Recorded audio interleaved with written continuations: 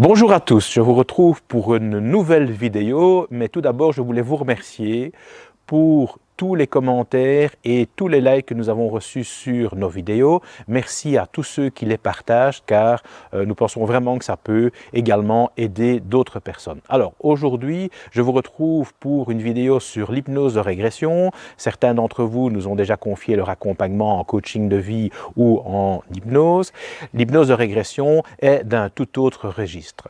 J'ai eu la chance, il y a maintenant quelques années, de pouvoir me former au Canada, à l'Institut international d'hypnose spirituelle à Montréal, chez Jean-Charles Chabot, qui est vraiment la personne de référence en ce qui concerne l'hypnose de régression. Alors, pour vous en dire un premier mot, l'hypnose de régression, c'est la visite de nos vies antérieures et d'un moment qu'on appelle l'entrevie.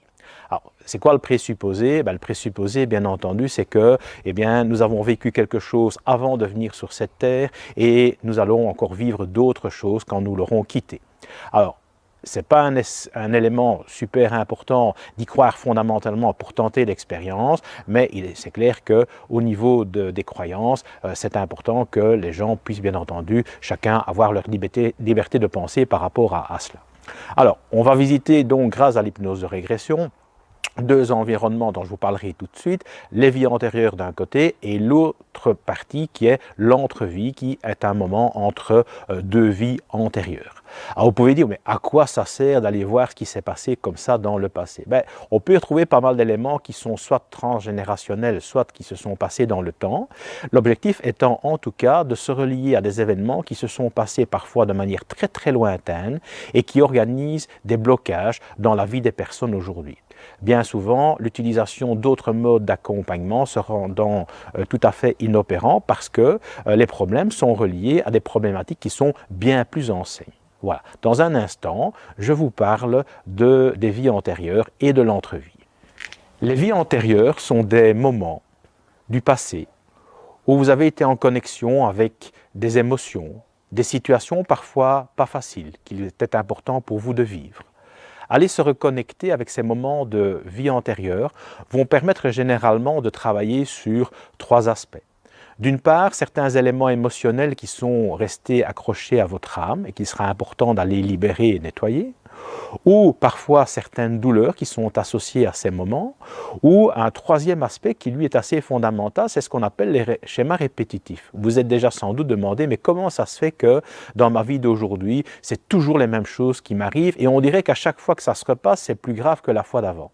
Eh bien souvent, ces schémas répétitifs ont commencé bien avant votre incarnation sur cette terre et donc comprendre pourquoi ils n'ont pas été libérés est très souvent, je dirais, intéressant pour la personne pour orienter son parcours terrestre d'une autre manière. L'entrevie a une autre particularité. Elle présuppose qu'il y avait des vies antérieures et qu'il y aura sans doute d'autres vies après. L'entrevie, c'est un moment intemporel. C'est un moment où on peut être en connexion avec différentes énergies. Je traiterai dans d'autres vidéos les différentes énergies avec lesquelles on peut connecter, mais déjà pour vous les citer, ce sont des environnements dans lesquels on va connecter avec les guides spirituels, avec le groupe d'âmes, avec le comité des sages, ou parfois avec d'autres maîtres qui sont placés sur d'autres plans. Pour les personnes qui sont moins branchées ésotérisme, c'est parfois un petit peu compliqué à comprendre, et c'est pour ça que dans les prochaines vidéos, je rentrerai un peu plus dans le détail de ces énergies. L'intérêt de connecter avec l'entrevie va permettre à la personne d'avoir des précisions sur pourquoi a-t-il choisi ces parents-là, pourquoi a-t-il choisi ce sexe-là, pourquoi a-t-il choisi de développer telle ou telle habileté, quel est le contexte dans lequel il s'est incarné et surtout, et c'est très important, c'est quoi sa mission d'âme, c'est quoi son contrat d'âme, qu'est-ce qu'il est fondamentalement venu faire sur cette terre. Comment se passe une séance d'hypnose de régression? Elle se passe en deux temps. Une première séance qui est une séance préparatoire où l'accompagnant va, avec la personne, l'aider à se préparer au mieux. Voir avec elle quelles sont ses intentions en faisant une hypnose de régression, voir sa réceptivité à l'hypnose, auquel cas peut-être même mesurer son taux vibratoire, va aussi voir dans quelle mesure l'hypnose de régression est vraiment le meilleur schéma adapté à son évolution et surtout voir les questions que la personne se pose à ce moment de sa vie. et voir aussi les questions qu'on va pouvoir poser, soit éventuellement dans le périmètre vie antérieure, soit dans le périmètre entre-vie. Cette séance préparatoire se fait la plupart du temps en cabinet de consultation.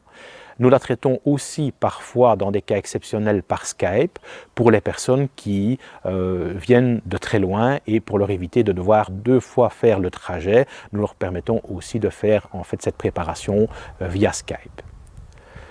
Quelques jours après, au moins une quinzaine de jours, se passe la séance de régression. On fera le point notamment de comment s'est passée la préparation de la personne. On rebalisera les questions qu'elle souhaite poser pour voir si d'autres ne sont pas apparues entre-temps. Et la séance de régression pourra donc avoir lieu.